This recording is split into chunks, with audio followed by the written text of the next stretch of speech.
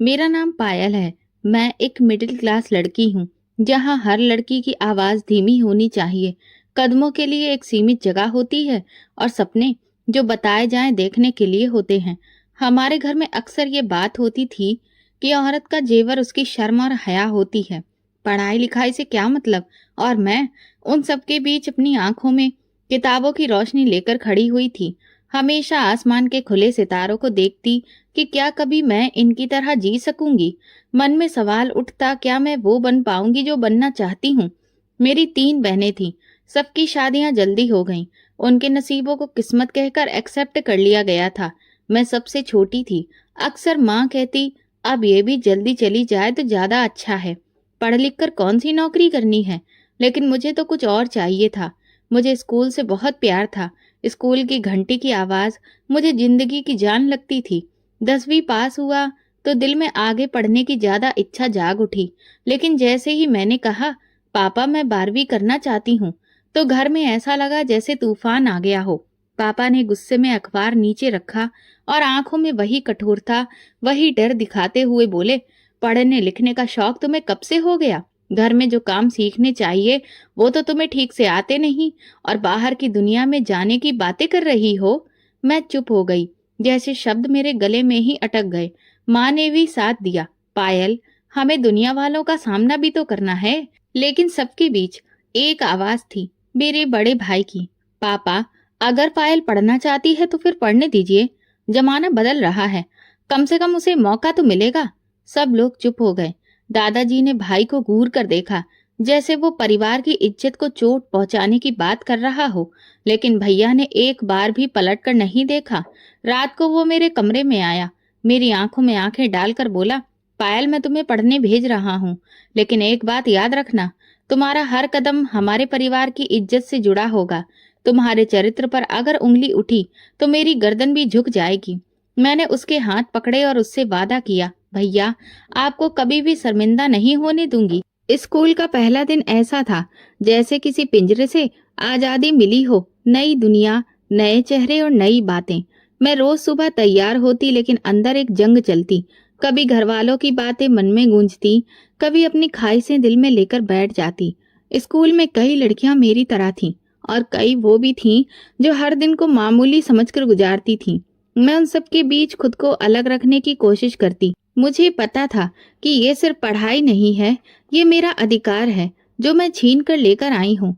2 साल के बाद जब स्कूल खत्म हुआ तो यूनिवर्सिटी के सपने पलकों पर सजने लगे। लेकिन मैं जानती थी कि अब ये अगला कदम बहुत ही मुश्किल होगा। मैंने हिम्मत की, भाई के पास गई और धड़कते दिल के साथ कहा, भैया मुझे यूनिवर्सिटी जाना है। उसने गहरी सांस ली, जैसे पहले से जानता हो। फिर कहने लगा, देखो पायल, तुम्हें पता है ये कितना बड़ा फैसला है। दादाजी और पापा का सामना करना आसान नहीं होता। मैंने धीरे से कहा, भैया अगर आप साथ देंगे तो फिर सब आसान हो जाएगा। वो मुस्कुराकर देखने लगे, जैसे कि मुझ पर गर्व कर रहे हों। अगले ही दिन घर में तूफान आ गया। दादाजी बोले, बस अब यही दिन देखना बाकी रह गया था। नखरे करती लड़कियां बहुत ज्यादा बिगड़ जाती हैं। पापा का चेहरा भी सख्त हो गया। माँ परेशान थी और भाई मेरे सामने खड़े होकर दादाजी से बोले, देखिए आप जो चाहे सोचिए, लेकिन पायल यूनिवर्सिटी जाएगी। मैं इसे लेकर जा रहा हूँ। दादाजी ने बस एक बार भाई को देखा, जैसे बरसों की कोई परंपरा टूट रही हो। भैया ने मुझे यूनिवर्सिटी में एडमिशन दिलवाया। मेरी आंखों में आंसू थे, लेकिन वो आंसू कमजोरी के नहीं, जीत के थे। यूनिवर्सिटी की बिल्डिंग बिल्कुल अलग थी। ऊंची दीवारें, खामोश रास्ते और दरवाजे से झांकते सपने। स्कूल से यहाँ का माहौल बिल्कुल अलग था, जैसे किताबों की जुबान ही कुछ और हो, जैसे लोग एक और ही दुनिया से आए हों। मैं शुरू से घबराई हुई थी, लेकिन चेहरे पर विश्वास दिखाना बहुत जरूरी था। पहले दिन क्लास में जैसे ही पहुंची, मेरी नजर तुरंत बोर्ड पर गई। सब लोग अपनी जगह पर बैठ गए थे। मैं चुपचाप पिछली सीट पर जाकर बैठ गई। किताब खोली, लेकिन मन अभी भी कहीं और भटक रहा था। कुछ दिनों में ही कुछ चेहरे पहचान में आने लगे। कुछ लोगों से दोस्ती हुई, और एक चेहरा ऐसा था जिससे बात थोड़ी बढ़ने लगी, अनुराग। वो थोड़ा खामोश किस्म का इंसान था, ज्यादा बात नहीं करता था, लेकिन उसकी नजरें अक्सर मुझे देखकर महसूस होती थीं। मैं कभी उससे नजरें चुरा लेती तो कभी अचानक से थोड़ा मुस्कुरा देती। वो मेरे साथ वाली सीट पर बैठने की कोशिश करता, मेरे नोट्स मांगता, कभी लाइब्रेरी में आ जाता। एक दिन सीढ़ियों पर खड़े होकर बोला, पायल अगर तुम बुरा ना मानो तो एक बात कहनी है। मैं तुम्हें पसंद करने लगा हूँ। मैं रुक गई। मेरा दिल बहुत तेज धड़कने लगा, लेकिन मैंने कोई जवाब नहीं दिया। उसकी तरफ देखा भी नहीं।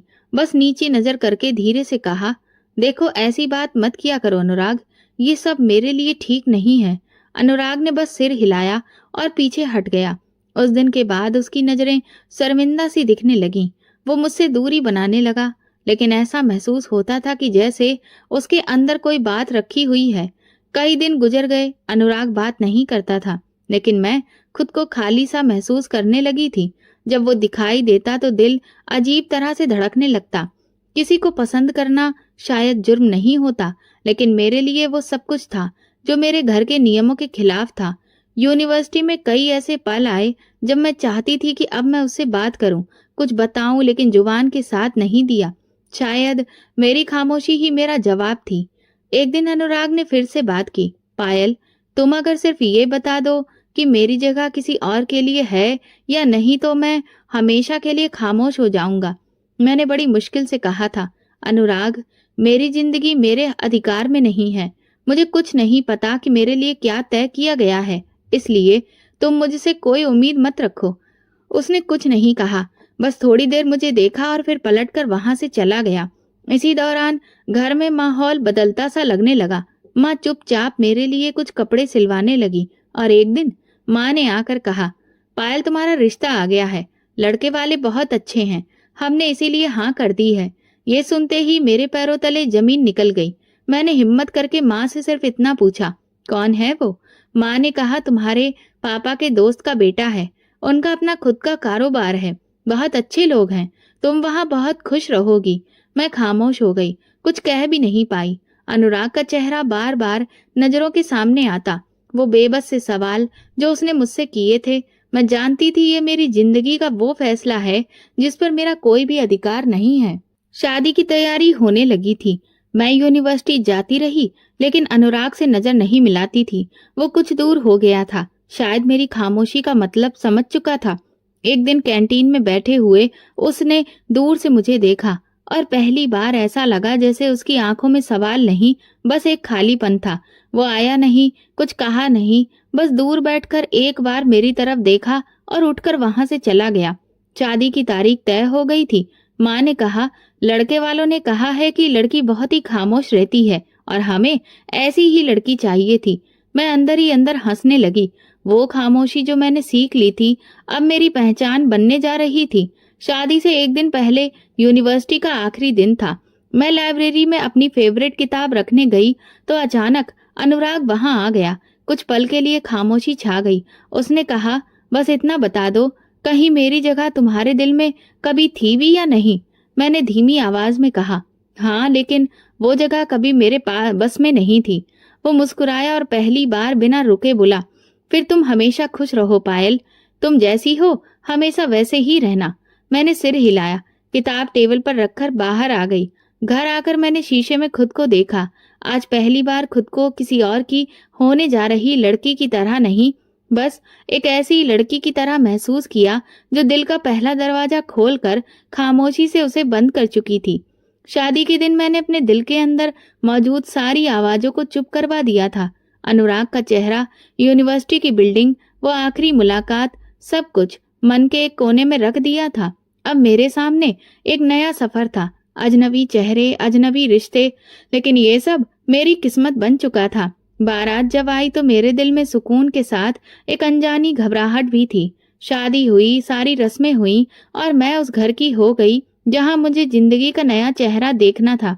मेरे पति रवि बिल्कुल भी वैसे नहीं थे जैसे मैंने सोचा था। उनकी आंखों में नरमी थी, बातों में गर्मजोशी और लहजे में वो अपनापन जिसकी मुझे कभी उम्मीद नहीं थी। विदाई के बाद जब वो मुझे अपने घर लेकर आए तो मेरी सास ने मेरे सिर पर हाथ रखते हुए कहा, बेटी, ये घर तुम्हारा है, जैसे चाहो वैसे रहो। पहली रात मैं बहुत खामोश थी। रवि मेरे पास बैठे और धीरे से बोले, मैं तुम्हें वक्त दूंगा पायल, मुझे तुम्हें समझने का शौक है, बदलने का नहीं। ये बात मेरे दिल के किसी कोने में सुकून दे गई। उन दिनों मैं खुद को एक नई दुनिया में पा रही थी। सुबह जल्दी उठकर नाश्ता तैयार करती, सास के साथ किचन में तरह तरह की बातें करती, देवर और नंद की फरमाइशें सुनती। सब कुछ नया और अच्छा लगने लगा था।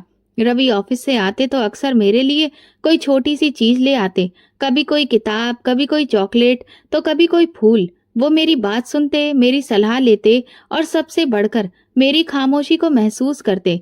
एक दिन रवि बोले, पायल, मुझे तुम्हारे चेहरे की वो हल्की सी मुस्कान बहुत पसंद है जो तुम नाश्ता बनाते हुए देती हो। मैं हंस दी। उस हंसी में कुछ झिझक थी तो कुछ शुक्र भी। मेरे देवर का नाम रंजीत था। उम्र में वो मुझसे थोड़ा छोटा था, लेकिन मैं उसे हमेशा अपने भाई की नजर से ही देखती थी। वो मुझे हर छोटी बात शेयर करता। भाभी, आज मेरे दोस्तों ने कहा कि तुम्हारी भाभी बहुत प्यारी हैं।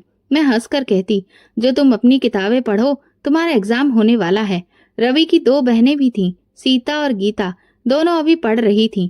मैं उनके साथ बैठकर घंटों गपशप करती, उनके बाल बनाती, उनके साथ नाटक देखती। थोड़ी देर को ऐसा लगता जैसे मैं हमेशा से यही हूँ। एक दिन माँ की कॉल आई। मैंने कहा, माँ, यहाँ सब बहुत अच्छा है, मुझे किसी भी चीज की कोई कमी महसूस नहीं होती। माँ कहने लगी, भगवान करे तू हमेशा ऐसे ही खुश रहे, तो हमें भी सुकून रहेगा। महीने गुजरने लगे। एक सुबह जब तबीयत अजीब सी लगने लगी तो सास तुरंत बोली, क्या खबर है तुम्हारी पायल? कहीं कोई खुशखबरी तो नहीं है? और फिर जब टेस्ट की रिपोर्ट आई तो घर में जैसे त्योहार सा माहौल हो गया। रवि की खुशी का ठिकाना नहीं था। वो फल और ढेर सारी अच्छी अच्छी चीजें लेकर आया। मेरी सास तो दिन रात मेरे लिए भगवान से प्रार्थना करती थी, भगवान करे तुम एक चांद सा बेटा हो और भगवान का आशीर्वाद हमेशा तुम पर बना रहे। प्रेगनेंसी के दिन कुछ मुश्किल भरे थे। कभी थकान लगती, कभी तबीयत खराब रहती, लेकिन रवि हमेशा मेरा ख्याल रखता था। रात को उठकर पानी देना, वक्त पर दवा देना और हर मुमकिन सुविधा देना, ये सब मुझे अंदर से निश्चिंत कर देता था। 9 महीने बाद जब मुझे बेटा हुआ तो मुझे ऐसा लगा जैसे मेरी जिंदगी पूरी हो गई हो। रवि की आंखों में वो खुशी देखी जो किसी चीज की पहली झलक में होती है। उसने मेरा हाथ पकड़कर कहा, पायल, तुमने मुझे सब कुछ दे दिया है। बेटे का नाम हमने आदित्य रखा। वो जब अपने छोटे छोटे हाथों से हमारी उंगली पकड़ता तो बहुत सुकून मिलता। सुबह जब वो उठकर अपनी आंखें खोलता तो मेरे चेहरे पर एक अजीब सी खुशी दिखाई देती। आदित्य की पैदाइश के बाद जिंदगी एक नए रास्ते पर चलने लगी थी। सुबह उसकी खिलखिलाहट से आंख खुलती, दिन में उसके कपड़ों की खुशबू महसूस होती, पूरा दिन उसकी शैतानियों में बीत जाता। रवि जैसे ही ऑफिस से आते सीधा उसे गोद में उठाकर कहते, पापा का बेटा कैसा है? आदित्य मुस्कुराकर देखता, जैसे वो आवाज पहचानता हो। हफ्ते में एक दिन रवि हमें बाहर घुमाने ले जाते, कभी पार्क, कभी आइसक्रीम पार्लर, तो कभी किसी पास के रेस्टोरेंट में। अब ये सब कुछ हमारे लिए बहुत ही खुशनुमा बन चुका था। छोटी छोटी खुशियां कई बार बहुत बड़ी लगती थी। एक बार रवि कहने लगे, अगले महीने कंपनी की तरफ से दिल्ली में एक मीटिंग है, 2 दिन के लिए जाना पड़ेगा। सोच रहा हूँ कि वापस आते हुए तुम दोनों के लिए कुछ खास लेकर आऊं। मैं मुस्कुराकर बोली, हमें सिर्फ आपकी वापसी चाहिए, बाकी सब हमारे पास पहले से है। 2 दिन बाद रवि गया। जाते जाते आदित्य के माथे को चूम कर बोला, तुम्हारे पापा जल्दी आएंगे बेटा, अपनी मम्मा का ख्याल रखना। अगले दिन नाश्ता करते हुए टीवी पर एक खबर चल रही थी।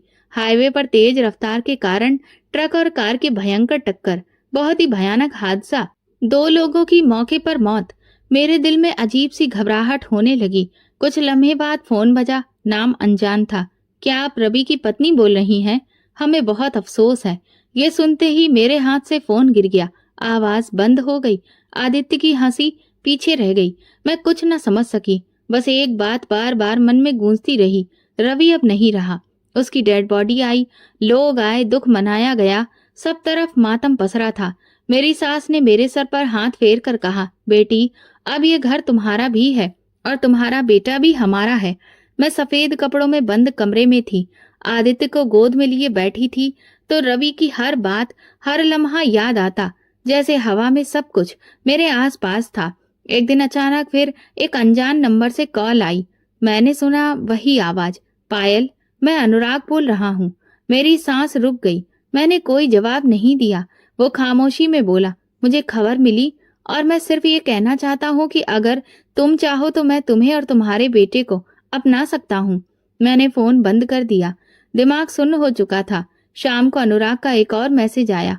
मैंने अभी तक शादी नहीं की है क्योंकि दिल में तुम्हारे लिए जगह थी, और अब अगर तुम चाहो तो मैं तुम दोनों के लिए जिंदगी का सहारा बन सकता हूँ। मैंने अपनी सास से कहा कि मैं कुछ दिनों के लिए मायके जाना चाहती हूँ। उन्होंने मुझे रोकने की कोशिश नहीं की, बस ये कहा, ये घर अभी भी तुम्हारा है, बेटा भी हमारा है और फैसला भी तुम्हारा है। धीरे धीरे दिन खामोशी से गुजर रहे थे। आदित्य अभी भी मेरे वजूद का हिस्सा था। जब वो मेरे गले में बाहें डालकर सोता तो मैं सोचती, क्या मैं इसे अकेले पाल सकूंगी? क्या अनुराग सिर्फ हमदर्दी से बात कर रहा है या फिर वो सच में एक नया दरवाजा खोलना चाहता है? एक दिन अनुराग ने फिर से कॉल किया। इस बार मैंने सुना और बोली, मैं तुमसे मोहब्बत करता था और अब भी करता हूँ, लेकिन फैसला तुम्हारा होगा। मैं तुम्हें वक्त दूंगा। मैंने पहली बार नरम लहजे में कहा, मैं कुछ महीनों के बाद मायके जा रही हूँ। अगर तुम वाकई में गंभीर हो तो वहां पर रिश्ता भेज देना। अनुराग ने सिर्फ इतना कहा, ठीक है, मैं तैयार हूँ। तुम जब कहो मैं हाजिर हो जाऊंगा। रात को मैं आदित्य को सीने से लगाकर आंखें बंद किए थी। दिल में एक अजीब सा सुकून आया। कई महीनों बाद जिंदगी तूफान से गुजर चुकी थी, लेकिन शायद कहीं कोई और दरवाजा खुलने वाला था। कुछ महीने बीतने के बाद मैंने पहली बार खिड़की खोलकर आसमान को देखा। मौसम बदला हुआ सा लग रहा था। आदित्य की तबीयत अब थोड़ी बेहतर हो गई थी। मैं खुद को समझा रही थी कि अब एक नया दौर शुरू करना होगा। अनुराग से वादा हो चुका था और अब मैं मानसिक तौर पर खुद को उस रिश्ते के लिए तैयार करने की कोशिश कर रही थी। दोपहर को भाई आया, वही भाई जिसने मुझे यूनिवर्सिटी भेजा था, जिसकी आंखों में हमेशा मेरे लिए इज्जत और भरोसा रहा था। उसने आदित्य को गोद में लिया, माथे को चूमा और बोला, सुनो पायल, सब लोग तुम्हारा इंतजार कर रहे हैं। मैंने खामोशी से सामान समेटा। एक बैग, आदित्य का बैग। मैं खामोशी से बाहर आई। सास ने दरवाजे पर हाथ रखकर कहा, पायल, तुम्हें अभी नहीं जाना है, तुम्हारे भाई से हमें बात करनी है। भाई ने चौंक कर पूछा, सब ठीक है? सास ने कहा, आपसे मुझे कुछ अकेले में बात करनी है, जरा अंदर आ जाइए। मैं दरवाजे पर ही खड़ी रही। अंदर से आने वाली आवाज धीमी थी, लेकिन चेहरे पर भाई की बदलती हुई रंगत बता रही थी कि बात आसान नहीं है। 10 मिनट बाद वो बाहर निकला। आदित्य को मेरे हाथ से लेकर प्यार किया और फिर मेरी तरफ देखा। पायल, उसकी आवाज में कुछ ऐसा था जो मैंने कभी नहीं देखा था। माँ जी चाहती हैं कि तुम यहाँ रहो और रंजीत से शादी कर लो। मेरे कदम जैसे जमीन में धंस गए। क्या? रंजीत से? भैया, ये मजाक है क्या? वो खामोश रहा। मैंने फिर कहा, रंजीत मेरा देवर है। मैंने उसे हमेशा छोटे भाई की नजर से देखा है। क्या तुम सब ये भूल गए हो? भाई ने नजर चुराते हुए कहा, तुम्हारी सास ने कहा है कि आदित्य के लिए यही बेहतर है कि वो इसी घर में रहे, अपने चाचा के साय में, और तुम भी सुरक्षित रहोगी। मेरी आवाज तेज हो गई। भैया, मेरे फैसले का अधिकार क्या मेरा नहीं है? ये सब कुछ तुम ही लोग तय कर दोगे। और अनुराग का क्या? वो रिश्ता भेजने वाला है, मैं उसे हाँ कह चुकी हूँ। इस बार भाई ने सख्त लहजे में कहा, तुमने जो करना था वो कर दिया। अब ये फैसला खानदान के बड़ों ने किया है और अब अनुराग का नाम अपनी जुबान पर भी नहीं लाना। वो हमारे घर के काबिल नहीं है। मैंने आदित्य को गोद में उठाया और रोते हुए कहा, मुझे तुम सबकी इज्जत बहुत प्यारी है, लेकिन मेरी भी तो कोई मर्जी है। मेरा रिश्ता रंजीत से जोड़ना मतलब मेरी जिंदगी का मजाक बना देना है। भाई मुझे अपने साथ तो लेकर गया, लेकिन उसके चेहरे पर एक अजीब भाव था। अगले 2 दिन तक घर में बात छुपी रही। फिर माँ ने कहा, पायल, सब लोग तुम्हारी शादी की तैयारी कर रहे हैं। तुम्हारे इनकार के बावजूद हमने मान लिया कि यही तुम्हारे लिए अच्छा है। मैंने माँ से कहा, तो मेरी मर्जी की कोई कीमत नहीं है? माँ कहने लगी, हमने बहुत कुछ देखा है बेटा। जब औरत का जमाना सुकून से जीने नहीं देता, तब उसे घर ही बचाता है। रंजीत अब तुम्हारा सहारा है। मैं छत की तरफ देख रही थी, जैसे जवाब मांग रही थी। कोई सुन नहीं रहा था। घर के हर इंसान ने यह तय कर लिया था कि मेरे लिए बेहतर क्या है, बिना ये जाने कि मैं क्या चाहती हूँ। शादी की तारीख पास आ रही थी। मेरे कपड़े सिलवाने के लिए भेजे जा रहे थे। आदित्य को नए खिलौने, नए कपड़े मिलने लगे। सब कुछ हो रहा था बिल्कुल ऐसे जैसे मेरी जिंदगी मेरे बिना ही चलाई जा रही हो। उस रात मैंने अनुराग को फोन किया, 1 बार 2 बार, फिर उसकी कॉल खुद आई। पायल, सब ठीक है? मैंने कहा, नहीं, मेरी शादी तय कर दी गई है रंजीत से। अनुराग की आवाज कड़क हो गई। कैसे हो गया? तुमने तो कहा था। हाँ, मैंने कहा था, लेकिन मेरी कहानी यहाँ पर कोई नहीं सुन रहा। अनुराग बोला, तुम कहो तो मैं आ जाऊं? कोर्ट मैरिज कर लें पायल, मैं तुम्हें अकेला नहीं छोड़ सकता। मैंने लंबी सांस ली। अब कुछ भी नहीं हो सकता अनुराग, अब फैसला हो चुका है। वो चुप हो गया, फिर धीरे से बोला, मैं तुम्हारे लिए प्रार्थना करूंगा, लेकिन मुझे ये सब मंजूर नहीं है। फोन बंद हो गया, मेरे हाथ कांप रहे थे। आदित्य सो रहा था, मैं जाग रही थी और मेरे आसपास फैसलों की जंजीर कस रही थी। शादी की तारीख आ गई और मेरे अंदर दुख बढ़ता ही जा रहा था। घर में हर तरफ खुशी का माहौल था, जैसे कोई नई दुल्हन आ रही हो, लेकिन सच्चाई तो ये थी कि दुल्हन पहले से मौजूद थी, बस अब उसकी किस्मत दोबारा से लिखी जा रही थी। 2 दिन बाकी थे।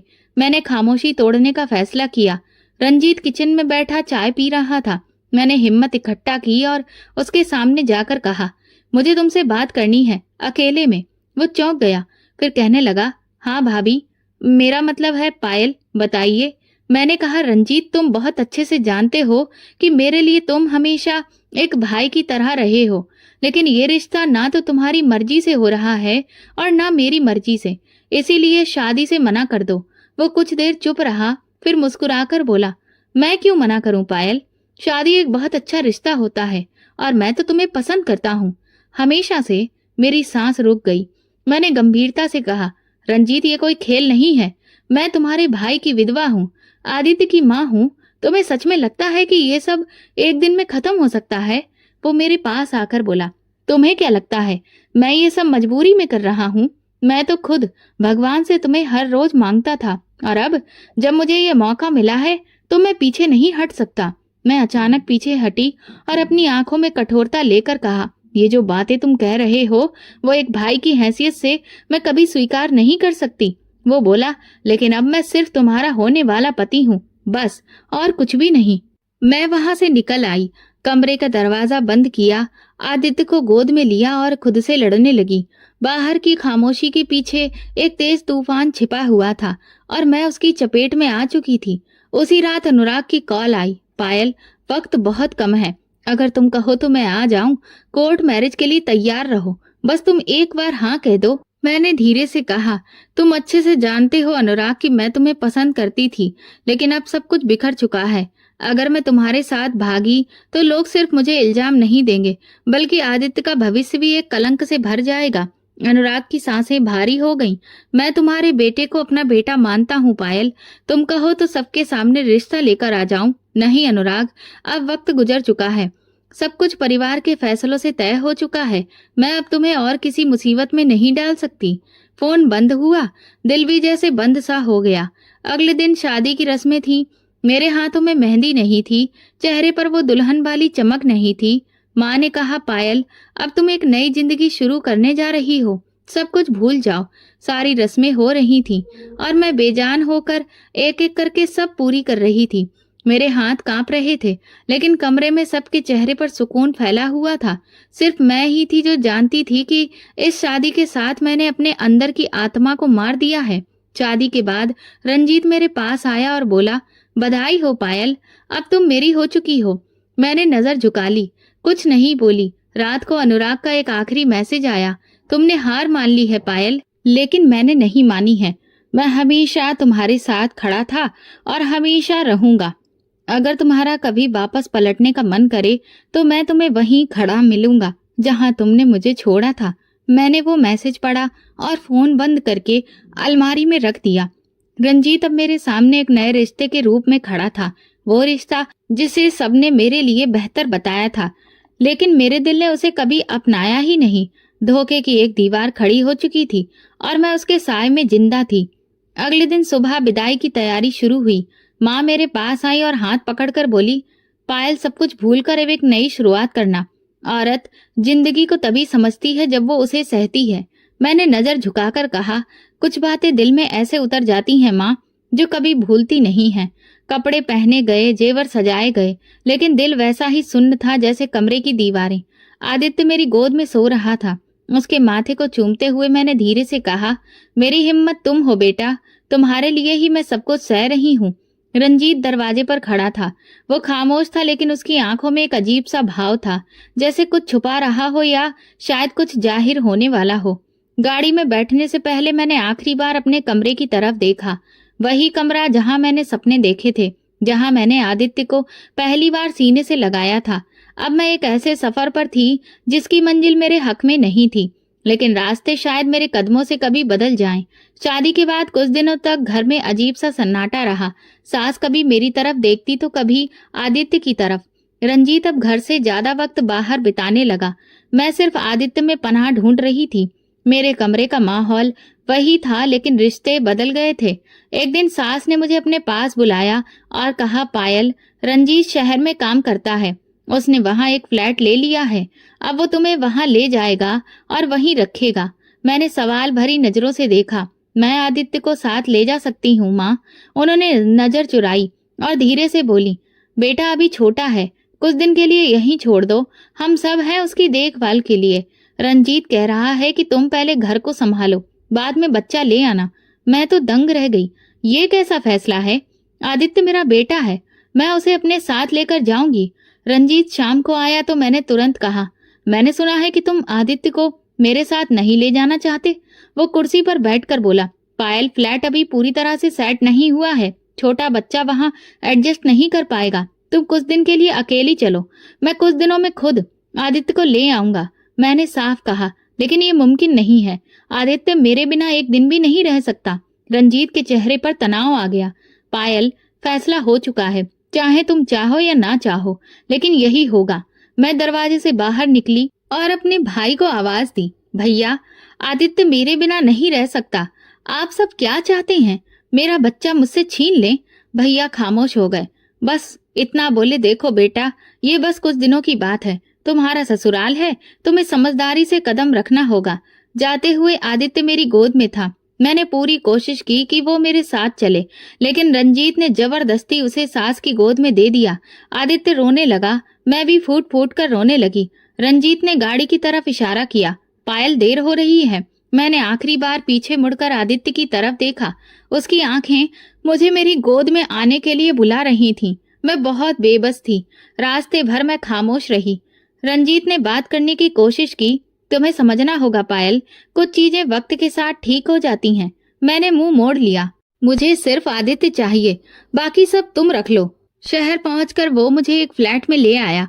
फ्लैट नया था, फर्नीचर पूरी तरह से लगा हुआ था, कमरा सजा हुआ और हर चीज चमक रही थी, लेकिन मेरे दिल में एक खालीपन था।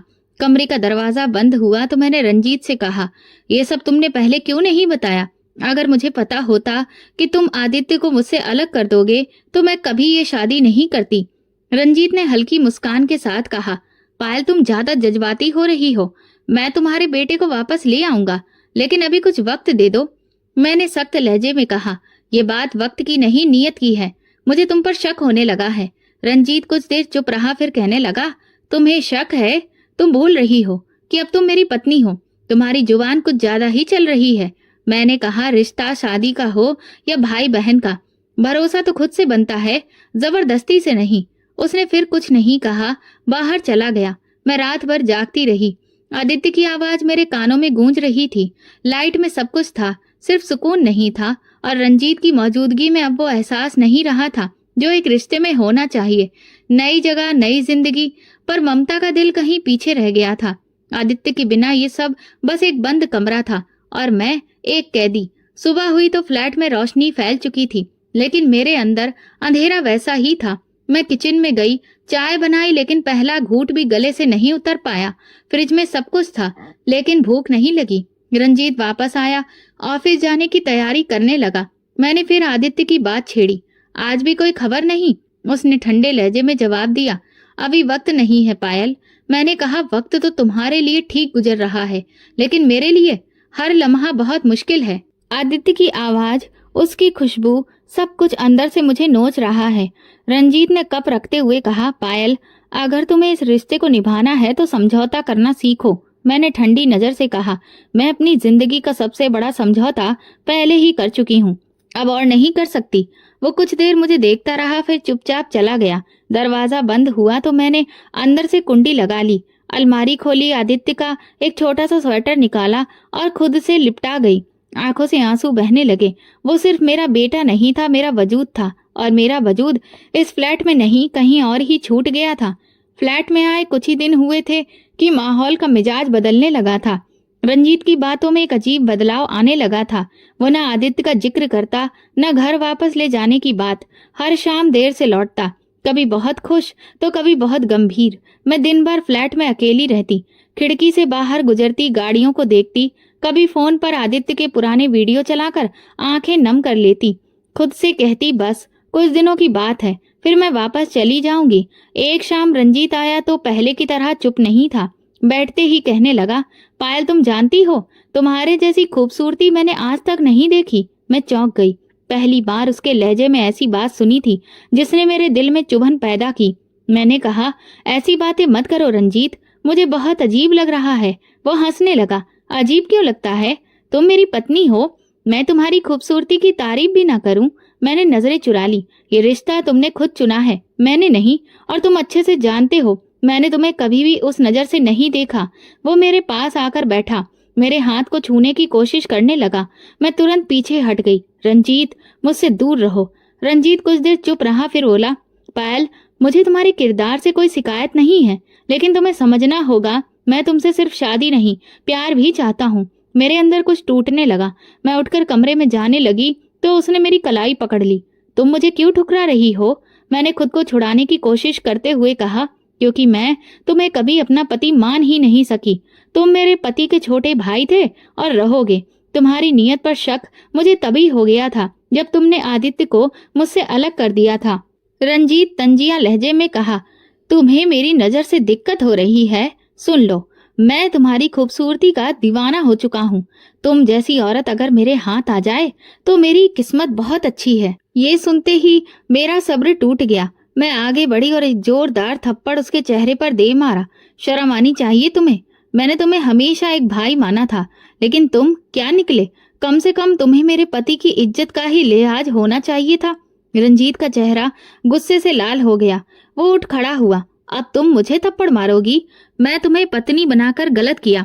मैं दरवाजे की ओर बढ़ी और तेज आवाज में बोली, खबरदार, जो तुमने एक कदम भी मेरी तरफ बढ़ाया मैं तुम्हें तुम्हारी औकात याद दिला दूंगी। उसने हंसी उड़ाई। तो क्या करोगी? दरवाजा बंद कर दूंगा। कौन सुनेगा तुम्हारी चीखें? मैंने दरवाजा खोला और पूरी ताकत से चिल्लाई, निकलो, अभी इसी वक्त मेरे कमरे से निकलो, वरना ऐसा कुछ होगा जो जिंदगी भर याद रहेगा। रंजीत कुछ देर खड़ा रहा, फिर कमरे से चला गया। मैंने दरवाजा बंद कर अंदर से कुंडी लगा दी। बिस्तर पर बैठी थी, हाथ कांप रहे थे। यही वो इंसान था जिसे मेरे घर वालों ने मेरा भविष्य समझ लिया था, लेकिन वो मेरी ममता को छीनने के बाद अब मेरे वजूद पर भी हमला कर रहा था। रात गहराती गई, लेकिन नींद आंखों से दूर थी। करीब 2 घंटे बीत चुके थे जब अचानक दरवाजे पर जोरदार दस्तक हुई। मैं चौंक गई। दिल की धड़कन तेज हो गई। दस्तक रुकी, फिर तेज हो गई। पायल, दरवाजा खोलो, ये रंजीत की आवाज थी। मैंने कहा, नहीं, मैं नहीं खोलूंगी, तुम हद पार कर चुके हो। अचानक खामोशी छा गई। कुछ पल बाद कुंडी से चाबी की आवाज आई। मुझे याद आया, इस फ्लैट की मास्टर की भी है जो रंजीत के पास है। दरवाजा धीरे से खुला। मेरी आंखें फैल गईं। रंजीत के साथ 3 अजनबी आदमी अंदर दाखिल हुए। उनके चेहरे पर अजनबीपन नहीं, दरिंदगी झलक रही थी। मैं घबराकर पीछे हट गई। ये लोग कौन है रंजीत? तुम्हें शर्म नहीं आती? रंजीत ने दरवाजा बंद किया और जोर से हंसा। शर्म? पायल, तुम्हें क्या लगा था मैं तुम्हें पत्नी बनाकर इज्जत दूंगा? तुम तो बस। वो रुका और फिर घिनौनी मुस्कान के साथ बोला, तुम बस एक खूबसूरत चिड़िया हो। मैं तुम्हें सिर्फ इसलिए अपनाया था ताकि अच्छे दाम में बेच सकूं। मेरे कदम लड़खड़ा गए। एक आदमी ने पास आकर कहा, यही है ना लड़की? रंजीत ने सर हिलाया। हाँ, यही है, खूबसूरत और पूरी तरह अकेली। मेरी जुबान बंद हो गई, लेकिन आंखों से आंसू बहने लगे। मैं चिल्लाई, तुम पागल हो गए हो? मैं तुम्हारी पत्नी हूँ। रंजीत ने घमंड से कहा, पत्नी? ये शादी सिर्फ दिखावा थी। मुझे तो बस एक मौका चाहिए था। अब तुम मेरे लिए बस एक सौदा हो। एक और आदमी बोला, रंजीत, ज्यादा वक्त मत गवाओ, हमें इसे लेकर जाना है। मैं कमरे के कोने में जाकर दीवार से चिपक गई। हे भगवान, मेरी मदद करो। तीनों मर्द मुझे घेर कर खड़े हो गए। उनकी नजरें मेरे वजूद को नोच रही थीं। रंजीत की मक्कार हंसी गूंजने लगी। मैं दीवार से लगी आंखें बंद कर भगवान से प्रार्थना कर रही थी, कुछ भी करो मुझे बचा लो। अचानक दरवाजे पर जोरदार धमाका हुआ। एक पल के लिए सबके कदम रुक गए। दरवाजा एक झटके से खुला और 2 लोग अंदर दाखिल हुए, अनुराग और मेरा भाई। रंजीत के चेहरे का रंग उड़ गया। मैं भी अविश्वास से भैया को देख रही थी। अनुराग को देखते ही मेरी सांस अटक गई। आंखों से आंसू नहीं निकले, बस एक ठंडी सांस निकली। अनुराग ने अंदर कदम रखते ही तेज आवाज में कहा, पुलिस रास्ते में है, अगर किसी ने भागने की कोशिश की तो तुम सब पकड़े जाओगे। मेरा भाई गुस्से में आगे बढ़ा। रंजीत का गिरेबान पकड़कर उसे दीवार से जोर से दे मारा। तूने पायल के साथ ये किया? मैंने अपनी बहन तुझे भरोसे से सौंपी थी। रंजीत सिसकने लगा, मुझे छोड़ दो, तुम्हें नहीं पता ये औरत। भैया ने एक जोरदार थप्पड़ उसके मुंह पर जड़ दिया। चुप कर कमबख्त, अगर अनुराग ने वक्त रहते मुझे सब कुछ नहीं बताया होता तो आज हम एक और अर्थी उठा रहे होते। अनुराग ने मोबाइल निकाला और सबके सामने एक रिकॉर्डिंग चला दी। आवाज साफ थी, कल रात आ जाना, लड़की तैयार है, वो खुद को बचाने की कोशिश करेगी, लड़ेगी, लेकिन जल्दी ही टूट जाएगी। तुम लोग बस अपना काम करके निकल जाना। वो रंजीत की ही आवाज थी। कमरे में सन्नाटा छा गया।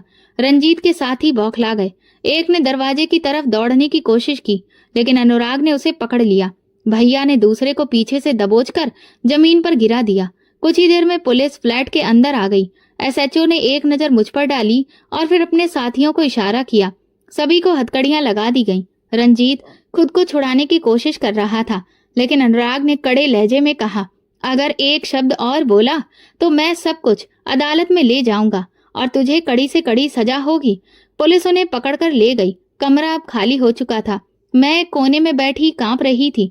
भैया मेरे पास आए, घुटनों के बल बैठकर मेरा हाथ पकड़ा। पायल, मैं बहुत शर्मिंदा हूँ। हम सब ने तुम्हें आंखें मूंद कर उस दरिंदे के हवाले कर दिया। मैंने धीमे स्वर में कहा, आदित्य कहाँ है? भैया बोले, वो बिल्कुल सुरक्षित है, माँ के पास। कल सुबह मैं तुम दोनों को वापस ले जाऊंगा। अनुराग एक कोने में खामोश खड़ा था। मैंने पहली बार उसकी ओर देखा। उसकी आंखों में वही पुरानी नरमी थी, बिना किसी शिकायत के, बस एक एहसास की तुम ठीक हो, बस यही काफी है। मैंने हिम्मत करके पूछा, तुम यहाँ तक कैसे पहुंचे? अनुराग ने कहा, मैं रंजीत को जानता था, बहुत पुराना दोस्त था। जब तुमने मुझे मना किया तो मैंने पीछे हटना ही ठीक समझा, लेकिन तुम्हारा व्यवहार और खामोशी कुछ और ही कह रही थी, इसलिए मैंने खुद से ही जांच शुरू की। भैया बोले, और जब अनुराग ने रिकॉर्डिंग सुनाई तो मेरे पैरों तले से जमीन खिसक गई। हमने एक पल भी गवाए बिना पुलिस को सब कुछ बता दिया। मैंने नजरें झुका ली। काश शादी के वक्त ही मैं तुम लोगों की बात मान लेती। अनुराग ने कहा, नहीं, तुमने कोई गलती नहीं की। गलती तो उन लोगों की थी जिन्होंने तुम्हारी मर्जी नहीं मानी। रात देर तक फ्लैट में खामोशी छाई रही। मैं बिस्तर पर बैठकर बस इतना सोचती रही कि जब दिल से प्रार्थना की जाए तो भगवान जरूर सुनता है, और आज भगवान ने मुझे बिल्कुल समय पर बचा लिया। अब फ्लैट खाली हो चुका था। दीवारें अब गवाह थीं उस डर की जिसे मैंने कभी अपने वजूद में छुपा रखा था। पुलिस कार्रवाई चल रही थी। थाने के चक्कर, अदालत की पेशियां, गवाही, सब कुछ बहुत तेजी से हो रहा था, जैसे जिंदगी एक पल में बदल गई हो। भैया हर पेशी पर मेरे साथ खड़े होते। अदालत में मेरी गवाही, अनुराग की दी हुई रिकॉर्डिंग और पुलिस की रिपोर्ट, सबने ये साफ कर दिया कि शादी की आड़ में मेरे साथ धोखा हुआ था। रिमांड पर भेजते वक्त जज ने कहा, यह महिला बहुत साहसी है, जिसने अन्याय के खिलाफ आवाज उठाई है और कानून पर विश्वास रखा है। अदालत से रंजीत का फैसला आने के बाद मेरे अंदर एक शांत लेकिन ठोस जीत का एहसास था। मैंने किसी से कुछ नहीं कहा, पर जब मैं कोर्ट की सीढ़ियां उतर रही थी तो हर कदम मेरे वजूद की गवाही दे रहा था। वो पायल जिसे सालों पहले चुप रहना सिखाया गया था, आज खुद के लिए बोल चुकी थी और दुनिया ने सुना भी। घर लौटी तो माँ ने चुपचाप मेरा हाथ पकड़ लिया। कुछ नहीं कहा, बस आंखों में नमी थी। मैंने कहा, माँ, अब किसी और पायल को ये सब ना सहना पड़े, बस यही प्रार्थना करो। अनुराग का रिश्ता मेरे लिए एक परीक्षा भी था और एक मौका भी। परीक्षा क्योंकि क्या मैं दोबारा किसी रिश्ते पर भरोसा कर सकूंगी। मौका क्योंकि क्या मैं अपने आप से किए वादे को निभा पाऊंगी। शादी की शाम जब मैं साधारण लहंगे में बैठी थी, ना कोई सजावट, ना कोई विशेष रस्में, तब भी उस खामोशी में भरोसे की आवाज थी। अब मेरा नाम किसी की मर्जी से नहीं, मेरी अपनी मर्जी से जुड़ रहा था। और यही मेरी सबसे बड़ी जीत थी।